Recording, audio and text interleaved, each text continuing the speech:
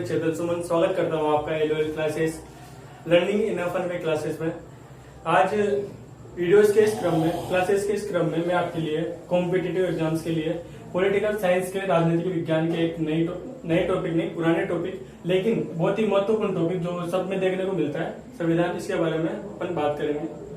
तो कॉन्स्टिट्यूशन की सबसे पहले बात करते हैं अपन परिभाषा के ऊपर। डेफिनेशन की कॉन्स्टिट्यूशन की डेफिनेशन क्या होती है, तो इसकी डेफिनेशन में बात करते हैं। तो डेफिनेशन होती है इसकी, जैसे ये किसी भी देश के संदर्भ में अपन बात करें तो किसी भी देश का सर्वोच्च कानून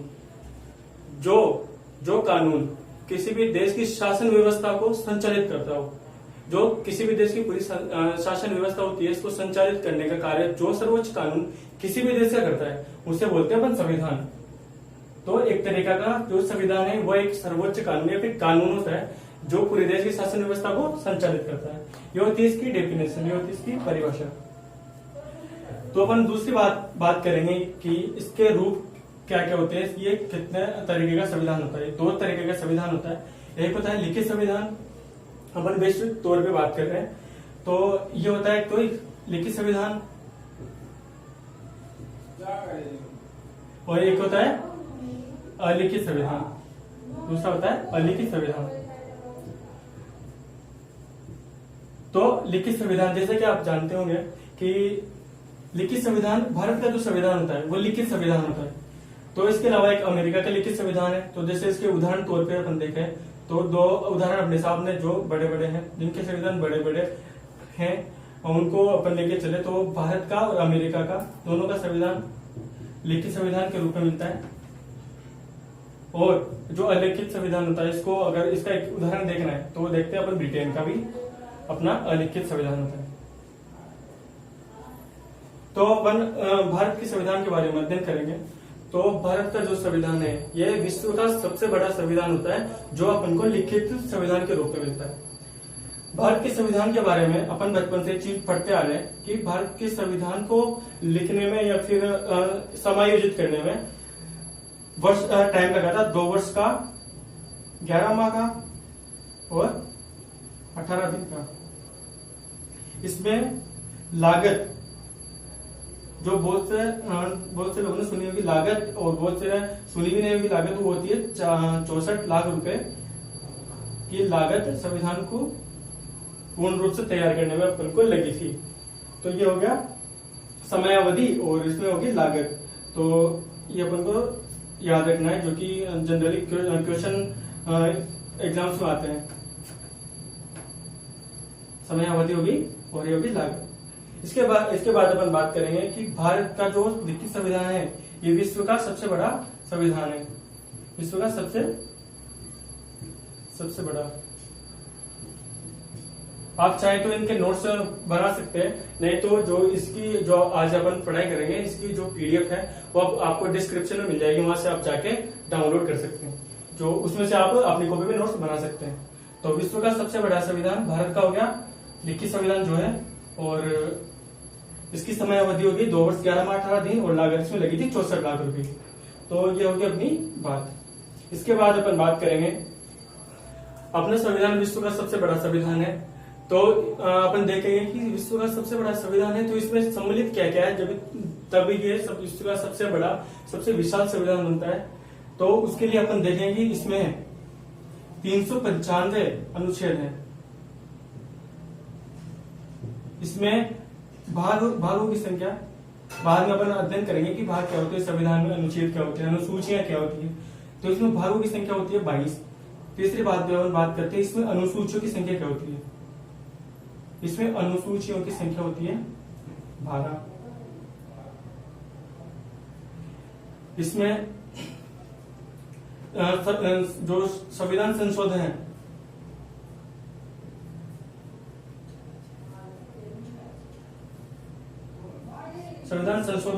इनकी संख्या होती है इसमें 130। इसमें एक प्रस्तावना होती है और इसमें 22 भाषाएं होती है। तो इनको सम्मिलित अगर एक संविधान में किया जाएगा तो मैनुअली वो आराम से बहुत तो विशाल संविधान हो जाएगा। तो यह एक जो रीजन है हमारे संविधान की सबसे विश्व के सबसे बड़े संविधान होने के, वो अपने पास ये 6 रीजन है। आगे अपन बात करते हैं कि जो संविधान संशोधन आपको ये दिख रहा है, ये जो संविधान संशोधन होता है ये होता है क्या है, इसकी शक्ति किसके पास होती है। तो संविधान संशोधन का मतलब होता है संविधान में जो कानून अपन को मिलते हैं, देखने को मिलते हैं, उन कानून में संशोधन करना या फिर उनमें एक तरफ से एक वर्ड में देखा जाए तो बदलाव करना, यह होता है अपना संविधान में संशोधन करना। तो संविधान में जो संशोधन है इसकी शक्ति केवल अपने देश में संसद के पास होती है। तो संविधान संशोधन की शक्ति अपन बात करें तो वो किसके पास होती है, संविधान संशोधन की शक्ति संसद के पास होती है, शक्ति संसद के पास। ये एक बहुत ही अच्छी और याद रखने लायक चीज है कि संविधान संशोधन की शक्ति अपने देश में संसद को प्राप्त है। ठीक है, तो अपन ये बात करने के बाद अपन चीज देखेंगे कि संविधान संशोधन है, ये अपने पास तो 3 होते की बात कर ली। तो उसके बाद हम बात करेंगे संविधान सभा के बारे में।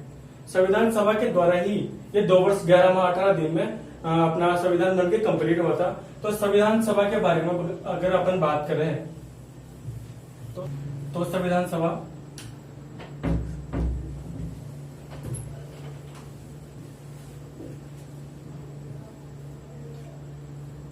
सभा के बारे में अपन बात करेंगे। संविधान सभा जैसे कि आपने देखा, जैसे परमाणु मॉडल अपने साइंस में आया था, तो इसके बारे में अलग अलग वैज्ञानिकों ने अलग अलग मॉडल दिए थे। बहुत से जो साइंस के स्टूडेंट रह चुके हैं उनको ये बात पता होगी। तो लास्ट में वो मॉडल अपन को रखा गया था कि ये लास्ट फाइनल मॉडल है, इसके बारे में अब सारी जानकारी अपन को प्राप्त हो चुकी है, अब ये कंप्लीट हो चुका है। तो वहां पे मॉडल आने खत्म हो गए थे। उसी प्रकार संविधान सभा भी इसको मॉडल मान के चलिए। वैसे यह होता आयोग है, तो इसको एक मॉडल के तरीके से मान के चलिए। तो संविधान सभा एक आयोग है जिसके बारे में जो उस टाइम पे अपने देश के जो चेहरे थे या फिर देश के जो पार्टियां थी, उन्होंने अपने प्रस्ताव रखे थे कि संविधान सभा को गठित करना चाहिए और इसमें ये हमारे प्रस्ताव है, ये हमारे सुझाव है। तो उसके बारे में अपन बात करेंगे। संविधान सभा अपन ये मान के चलते हैं कि अपन अभी तक संविधान अपना कंप्लीट नहीं हुआ है। अभी अपन चल रहे हैं कि पहले संविधान बनने से पहले क्या क्या हुआ था। तो उसके लिए संविधान सभा ने संविधान का निर्माण किया था। तो पहले देखते हैं कि संविधान सभा ही बनी कैसे थी।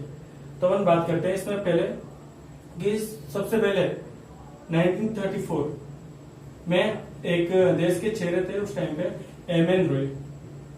इनका नाम था पूरा मानवेंद्र नाथ रॉय।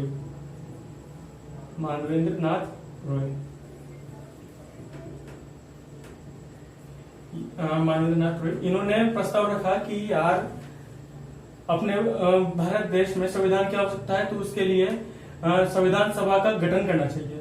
तो संविधान सभा का गठन करना चाहिए। तो इन्होंने ये प्रस्ताव रखा था 1934 में। तो अपन जैसा कि मैंने बोला कि अपन बात कर रहे हैं संविधान का निर्माण करने के लिए संविधान सभा का निर्माण कैसे हुआ था। तो ये बात स्टार्ट हुई थी 1934 में। 1934 में एम.एन. रॉय आए और उन्होंने बात की कि हाँ संविधान सभा का निर्माण करना चाहिए। तो उसके लिए प्रस्ताव दिया इन्होंने, एम.एन. रॉय ने सबसे पहले प्रस्ताव दिया था एम.एन. रॉय ने। तो अपन को ये बात याद रखनी है। उसके बाद सेकंड पे आए कि स्वराज पार्टी उस टाइम पे हमारे देश में थी। तो स्वराज पार्टी ने भी प्रस्ताव दिया कि हाँ जो एम.एन. रॉय जी ने कहा वो सही है, संविधान सभा का गठन करना चाहिए हमें संविधान के निर्माण करने के लिए। तो स्वराज पार्टी जो कि इन्होंने बोला 1935 में, एक साल बाद, कि हाँ जो पिछले साल जो हमारे एम.एन. रॉय जी ने जो बोला था कि संविधान सभा का गठन करना चाहिए, तो वो बात सही है, करना तो चाहिए, तभी तो अपना आगे जाके संस्था होगी या फिर एक आयोग होगा जो संविधान सभा का निर्माण करेगा। तो ये होती है 1935 के बाद। तो उसके बाद यार उस टाइम पे कांग्रेस पार्टी भी थी। कांग्रेस पार्टी की बात आई तो मैं बता दूं आपके बारे में, इस कांग्रेस पार्टी के बारे में कि कांग्रेस पार्टी का गठन हुआ था 1885 में। जो बीच में कुछ बातें आएंगी उसके बारे में अपन जानते हुए चलेंगे। कांग्रेस पार्टी ने 1935 में ही बोला कि हाँ कि जो एम.एन. रॉय जी और स्वराज पार्टी ने बोला कि हाँ संविधान सभा का गठन होना चाहिए ताकि अपन संविधान का निर्माण कर सके।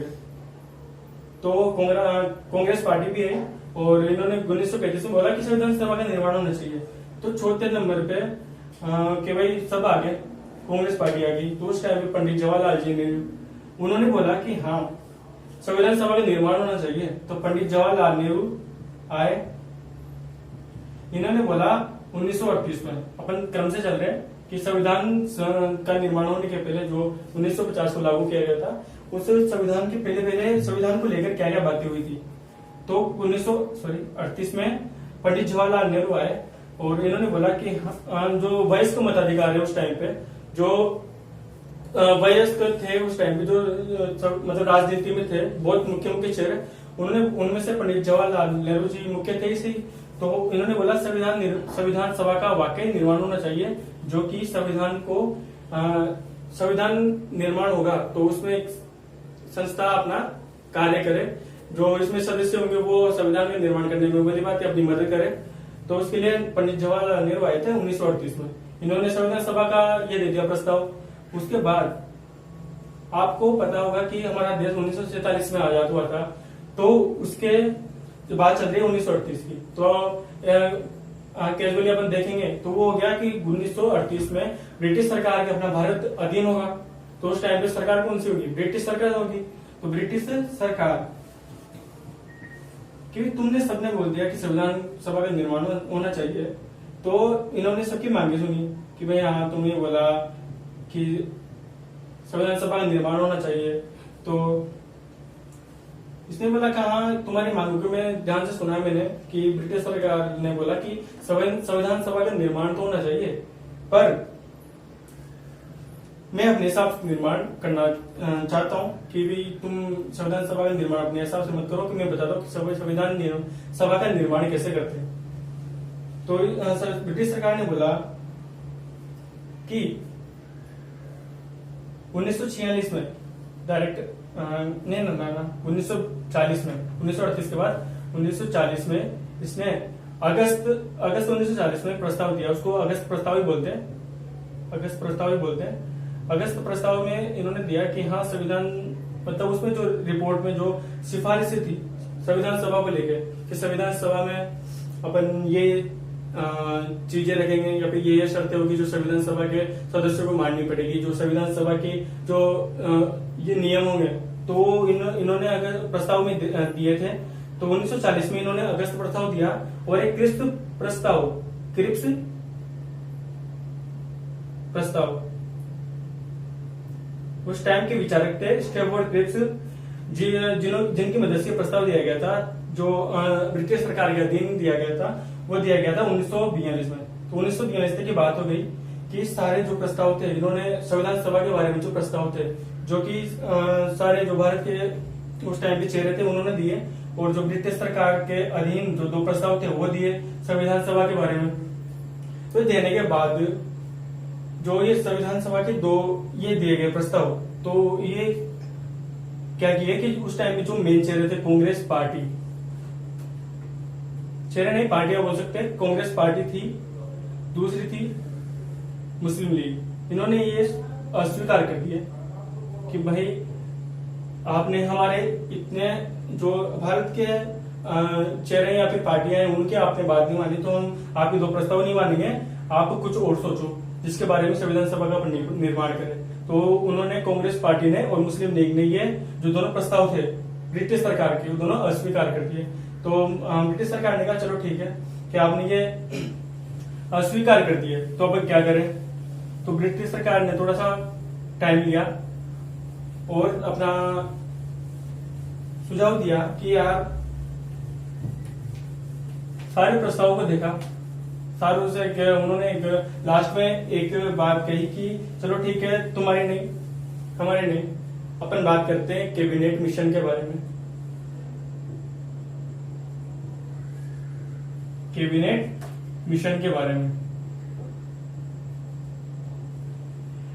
यह आयोग था एक, इस आयोग को ब्रिटिश सरकार द्वारा भारत में लाया गया। कैबिनेट मिशन के बारे में अपन बात करते हैं कि कैबिनेट मिशन आयोग जो ब्रिटिश सरकार द्वारा अगला सुझाव था, अगला प्रस्ताव था, उसके बारे में जो पहले जो सारे सुझाव थे, दो सुझाव दिए थे, अगस्त प्रस्ताव दिए थे, सुझाव बोलो अगस्त प्रस्ताव 1940 में दिया गया था ब्रिटिश सरकार के द्वारा, और क्रिप्स जो प्रस्ताव था वो 1942 में दिया गया था। तो ये दोनों को क्या किया, कांग्रेस ने और मुस्लिम लीग ने अस्वीकार कर दिया। उसके बाद ब्रिटिश सरकार ने एक आयोग बुलाया बाहर से। वो आयोग 3 सदस्यीय आयोग था। उसके 3 सदस्य थे। एक तो थे लॉर्ड पैट्रिक लॉरेंस, दूसरे थे कि सर स्टैफोर्ड क्रिप्स। ये वही क्रिप्स थे जो क्रिप्स प्रस्ताव में थे 1942 साल में। तीसरा जो अपन बात करते हैं वो थे एबी अलेक्जेंडर।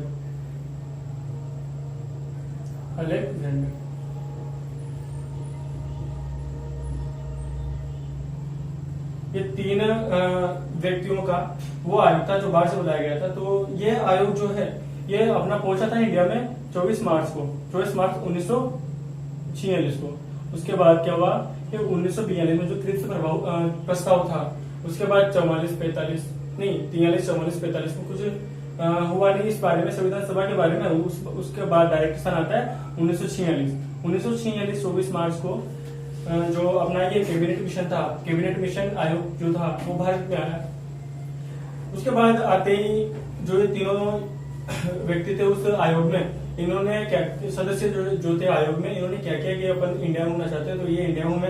उसके बाद जो 16 मई को, जब ये 1-2 महीने 3 महीने 2 महीने 2-2.5 महीने थे, उन्होंने क्या किया, इंडिया घुमा। उसके बाद 16 मई को अपनी रिपोर्ट जो है वो सामने रखी कि हमारी रिपोर्ट में ये चीजें सिफारिश है, शर्तें हैं कि इसको आप मान्य करते हैं तो संविधान सभा में जो कैबिनेट मिशन द्वारा संविधान सभा का अपन गठन कर सकते हैं।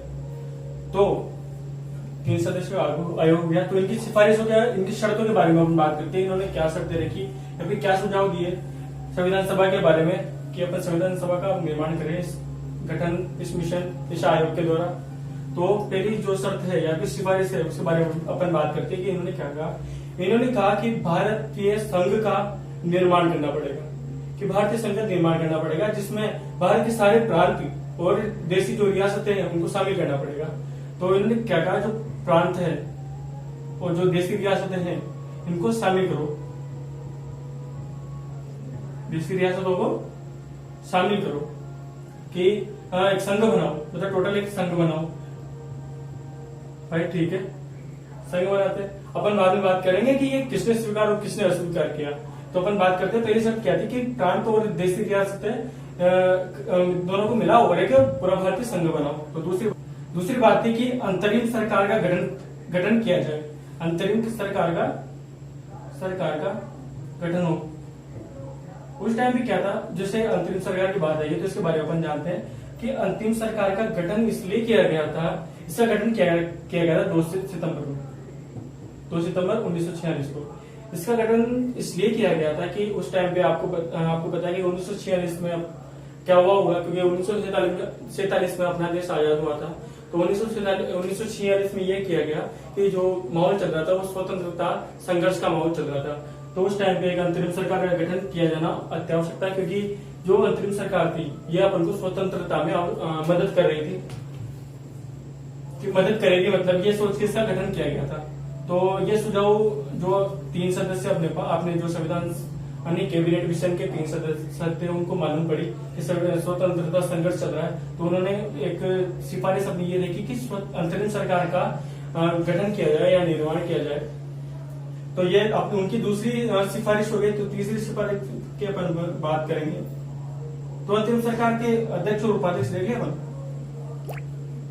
इसके अध्यक्ष जो थे उस टाइम पे वो थे ब्रिटिश सरकार के ब्रिटिश से आए हुए, इंग्लैंड से आए हुए लॉर्ड बेवल, और इसके उपाध्यक्ष अपने चाचा, जी हाँ अपने चाचा पंडित जवाहरलाल नेहरू, JLN। ये हो गया उपाध्यक्ष, और लॉर्ड बेवल अपने क्या हो गया, अध्यक्ष हो गए। ये हो गया अपने अंतरिम सरकार की बात, जो कि 2 सितंबर 1946 को गठित हुई थी। तीसरी बात अपन बात करते हैं कि उन्होंने बोला कि जो अपन संविधान सभा का निर्माण करेंगे तो जो संविधान सभा के सदस्य होंगे, वैसे बाद में आई बात, पहले बताते कि इसमें 389 सदस्य थे, तो 389 जो सदस्य होंगे वो प्रति 10 लाख जनसंख्या, प्रति 10 लाख जनसंख्या पे एक सीट होगी, मतलब एक सदस्य होगा। 10 लाख जनसंख्या पे एक सीट होगी, ठीक है, एक सीट होगी। तो ऐसे करके 389 पूरे सदस्य हो जाएंगे। तो ये हो गया तीसरी बात।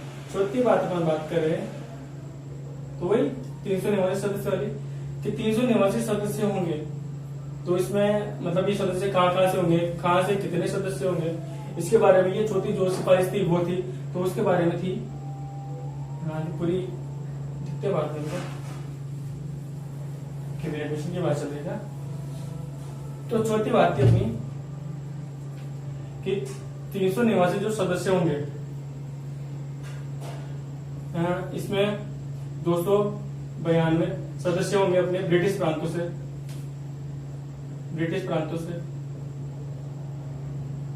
क्योंकि ब्रिटिश सरकार के द्वारा जो प्रस्ताव दिया गया था, ये जो कैबिनेट मिशन आयोग है, ये ब्रिटिश सरकार के द्वारा ये तो बुलाया गया था बाहर से। तो इन्होंने क्या कहा कि 292 सदस्य तो अपन ब्रिटिश प्रांत से लेंगे, और जो 4 सदस्य होंगे, 4 सदस्य होंगे वो लेंगे अपन चीफ कमिश्नरी से, चीफ कमिश्नरी से। तो ये देखते थे अपन चीफ जो कमिश्नर है वो उस टाइम पे कौन कौन सी थी, वो थी एक तो दिल्ली, एक थी अजमेर मेरवाड़ा, अजमेर में है तो मेरवाड़ा, वो आपने नाम सुना होगा, राजस्थान हिस्ट्री आपने पढ़ी हो तो, अजमेर में मेरवाड़ा। दूसरी है कुर्गा, कर्नाटक, कुर्गा एक जगह है कर्नाटक में, वहां पे एक चीफ कमिश्नर थी कर्नाटक। उसके बाद बात करेंगे कि बलूचिस्तान जो ब्रिटिश के अधीन था, बलूचिस्तान, वहां से भी एक सीट संविधान सभा की होगी। बलूचिस्तान जो ब्रिटिश के अधीन था। तो ये हो गया 4 सदस्य 292, तो 4 सदस्य चीफ कमिश्नरी हो गया, और 93 सदस्य थे अपने 93 सदस्य थे देसी रियासतों से। जो देसी रियासतें थी ना, जैसे अपने आमेर रियासत, मेवाड़ रियासत, मारवाड़ रियासत वगैरह, उनसे थे। अपने राजस्थान की बात नहीं, बाहर की बात है, जो सारी देसी रियासतें थी उनसे थे टोटल 93 सदस्य, जो कि मनोनीत थे सदस्य जो थे। तो ये जो 4 शर्तें थी, ये जो चौथी शर्तें थी, ये कौन कौन से, मतलब कितने सदस्य होंगे, कि इसमें 292 सदस्य तो ब्रिटिश प्रांतों से होंगे, 4 सदस्य चीफ कमिश्नरी से होंगे, 93 सदस्य जो है अपने देसी रियासतों से होंगे, ये अभी चौथी शर्त थी। तो इन सारी शर्तों को देखा कि भाई संविधान सभा का गठन कर रहे हैं, तो ये 389 सदस्य उस संविधान सभा में होंगे, संघ बनाएंगे पूरे इसका भारत का।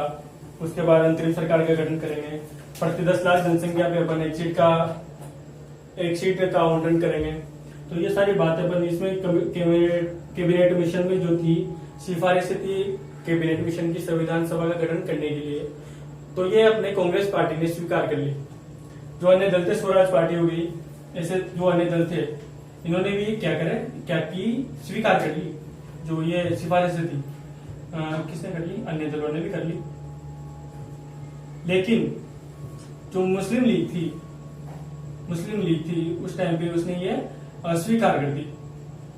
जो सारी सिफारिश थी ना, ये इसने मुस्लिम लीग ने अस्वीकार कर ली। तो भाई इसको क्या प्रॉब्लम हुई? इसको कुछ सिफारिशों से लेके इसको कुछ प्रॉब्लम थी, तो इसने ये जो कैबिनेट मिशन की जो सारी सिफारिश थी ये अस्वीकार कर दी। तो भाई आपको पता है कि 4-5 के बीच में एक ही थोड़ी चलेगी। तो ये 4-5 तो अन्य दल थे, स्वराज पार्टी में मुख्य थी तो वो अन्य दल थे। और जो कांग्रेस पार्टी है, इसने भी उस टाइम पे बहुत बड़ी पार्टी थी है, इसमें बहुत जाने माने चेहरे थे, जैसे पंडित जवाहरलाल नेहरू अपने कांग्रेस से थे। तो कांग्रेस ने जब स्वीकार कर लिया, अन्य दलों ने स्वीकार कर लिया, तो एक ही चली नहीं और इसने अस्वीकार की और इस कैबिनेट मिशन का बहिष्कार किया, तो इसकी कोई चली नहीं। और यह जो गठन है कैबिनेट मिशन जो आयोग है इसका गठन नहीं, संविधान सभा का गठन कैबिनेट मिशन आयोग के द्वारा कर दिया गया। ठीक है, तो आपको पता है कि जब अपना बात कहां से चल रही है, बात चल रही है संविधान का निर्माण करने के लिए संविधान सभा का गठन करना है। तो संविधान सभा का गठन करने के लिए भी कुछ ना कुछ प्रयास तो करने पड़ेंगे, कुछ प्रस्ताव तो देने पड़ेंगे। तो उसके लिए कैबिनेट मिशन को अंततः स्वीकार कर लिया गया। तो उससे क्या हो गया कि कैबिनेट मिशन से अपन ने संविधान सभा का निर्माण कर लिया और संविधान सभा से अपन अब संविधान का निर्माण करेंगे। तो संविधान सभा का निर्माण हो गया, इसमें 300 निवासी सदस्य है। तो 300 निवासी सदस्य इससे किसी को बिठा के थोड़ी लाएंगे भाई। 300 निवासी सदस्य है तो किसी को बिना थोड़ी देंगे भाई आप कैबिनेट मिशन के सदस्य हो, आपका 300 निवासी में एक सदस्य आप हो जाओगे, तो ऐसा थोड़े नहीं है। तो चुनाव होंगे इसके लिए। तो क्या हुआ कि अपन बात कहां तक पहुंच गई, बात पहुंच गई मई तक। 16 मई को रिपोर्ट दी अपन 3 सदस्यीय आयोग कैबिनेट मिशन आयोग ने रिपोर्ट दी कि आप ना संविधान सभा को निर्माण करो। तो ये होगी 16 मई के बाद। 16 मई के बाद अगला महीना कौन सा आएगा, जून। मई के बाद जून के बाद जुलाई। तो जुलाई अगस्त में क्या हुआ, वही 1946 को, जुलाई अगस्त 1946 को हुआ कि चुनाव करेंगे अपन। 300 निवासी जो सदस्य थे इस पे अपन चुनाव करेंगे। तो अपन ने देखा कि 93 जो थे 93 जो सदस्य थे वो तो मनोनीत थे। तो बचे कितने, अपने पास बचे 292 प्लस 4 जो चीफ कमिश्नर से थे और 292 सदस्य जो अपने इसका ब्रिटिश प्रांतों से। तो इन पे क्या करें अपन चुनाव करते हैं। ठीक है भाई, कितने होगी टोटल अपने पास सीटें होगी 292 जो 296 सीटें होगी। तो इन पे चुनाव होंगे। तो चुनाव कौन से किस मंथ में किए गए, जुलाई से अगस्त में। एक महीने में तो निपटेंगे नहीं, बड़े चुनाव थे उस टाइम पे, पहले के चुनाव थे। तो ये 2 महीने लग गए इसमें, जुलाई अगस्त 2 महीने लग गए इसमें 1946 में। और 296 सीटों पे चुनाव किए गए। तो उस टाइम पे आपको बताया कि जो कांग्रेस पार्टी थी, कांग्रेस जो पार्टी थी ये बहुत बड़ी पार्टी थी, इसमें जाने माने चेहरे थे उस टाइम पे। तो कांग्रेस पार्टी ने इसमें बहुमत हासिल किया और सबसे अधिक 208 सीटें हासिल की कांग्रेस पार्टी ने। उस टाइम पे जो चुनाव हुए थे संविधान सभा के लिए, तो 208 सीटें इसने हासिल कर ली। और उसके बाद जो अन्य दल थे उसने जो चीज काटनी पड़ी थी, कटेगी कौन 2-3 बार।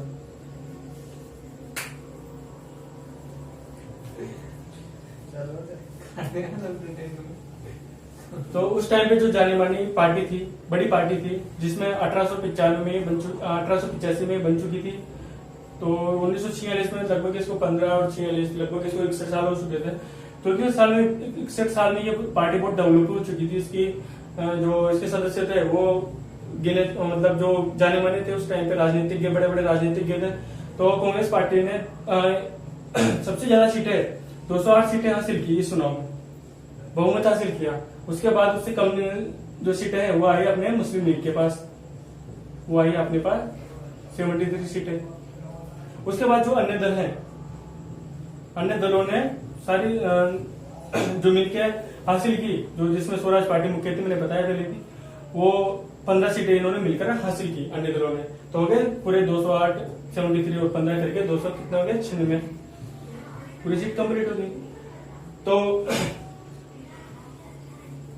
ये चुनाव हो गया, सीटें मिल गई।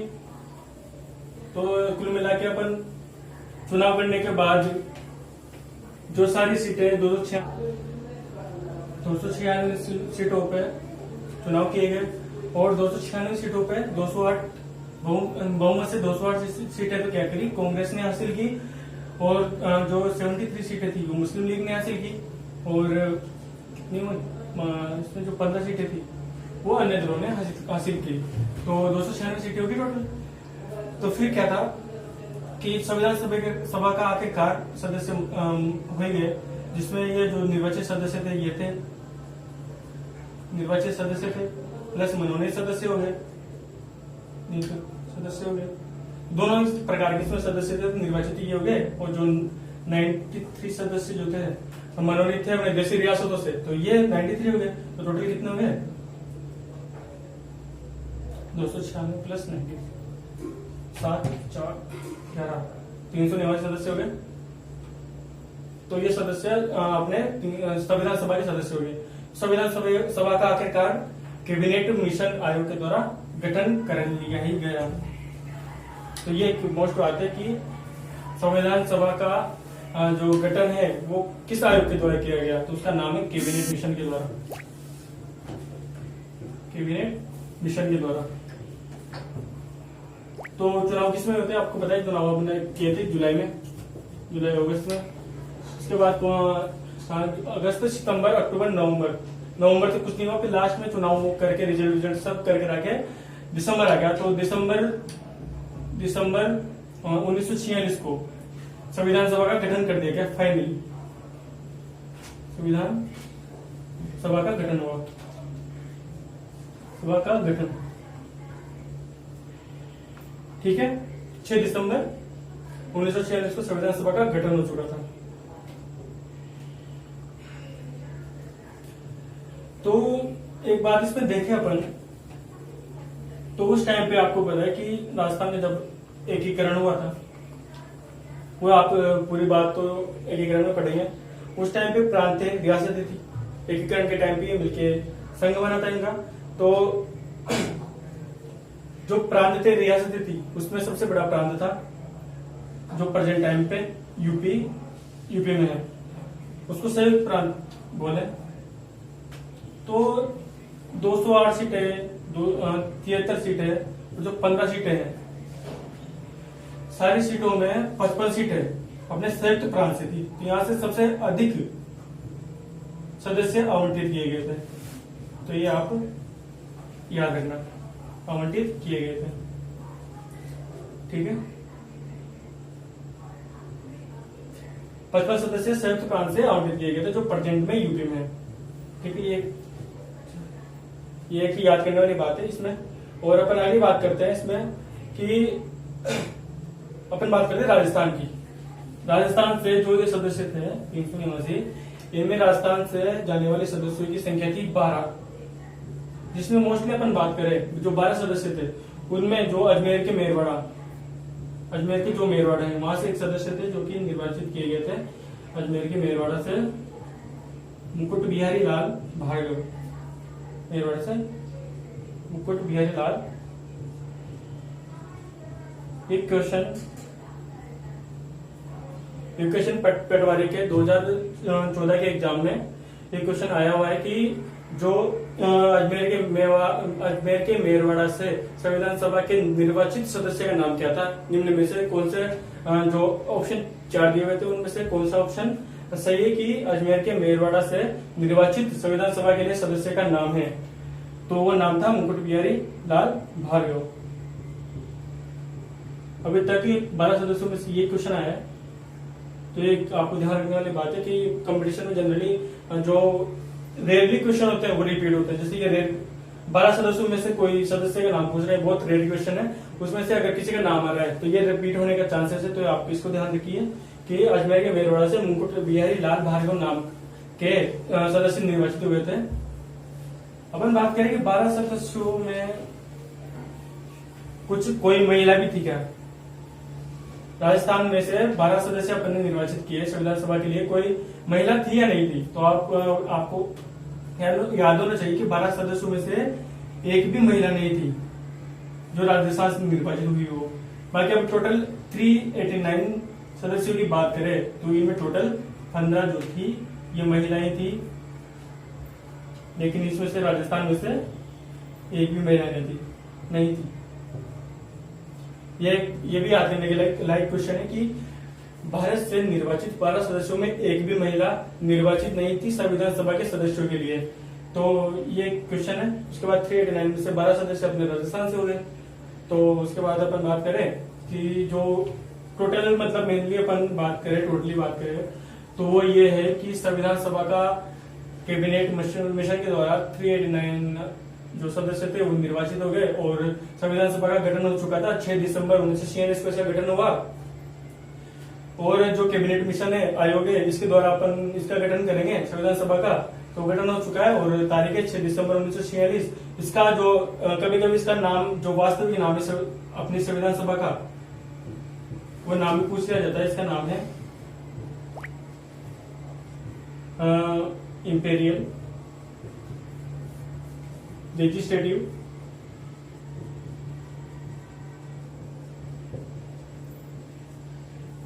काउंसिल। इसको शॉर्ट फॉर्म में अपन याद करें तो याद करते हैं ईएलसी से, इंपेरियल लेजिस्लेटिव काउंसिल। ये एक बहुत ही इंपॉर्टेंट क्वेश्चन है, इसको याद करना चाहें तो अपन ये बात याद करेंगे इसको ईएलसी से। इसका फुल फॉर्म होता है इंपेरियल लेजिस्लेटिव काउंसिल। तो ये वास्तविक नाम हो गया। राजस्थान से महिला थी नहीं निर्वाचित सदस्यों में। एक जो मोस्टली जो अपने सदस्य है उनका जो कॉम्पिटिटिव लेवल पे जो क्वेश्चन आता है वो मुकुट बिहारी लाल भार्गव है, जो कि 12 सदस्यों में एक निर्वाचित सदस्य अजमेर मेरवाड़ा से थे। और 93 मनोनीत सदस्य देशी रियासतों से थे और 292 ब्रिटिश प्रांतों से थे संविधान सभा में 389 सदस्यों में। उसके बाद 4 चीफ कमिश्नरी से थे, जो कि आपने चीफ कमिश्नरी क्षेत्रों से थे 4 सदस्य। वो क्षेत्र आपको उसमें लिखे थे मैंने। आपको नोट्स बनाना चाहे तो आपको पीडीएफ डिस्क्रिप्शन में मिल जाएगी। उसके बाद सदस्यों की बात हो गई, गठन हो गया, तारीख हो गई, संविधान सभा का गठन हो गया। तो संविधान सभा के द्वारा आपने बात की थी कि संविधान सभा द्वारा ही संविधान का गठन किया गया था। तो उसका गठन हुआ था, यहां से काट दीजिए, क्लास पूरी फाइनल कह दे रहा आउटरो कर कह दे आप लास्ट। लाइक कीजिए, शेयर कीजिए, कमेंट कीजिए आगे की वीडियो में। इससे आगे बात हम करेंगे और जहाँ तक रिवाइज कीजिए इसको पीडीएफ से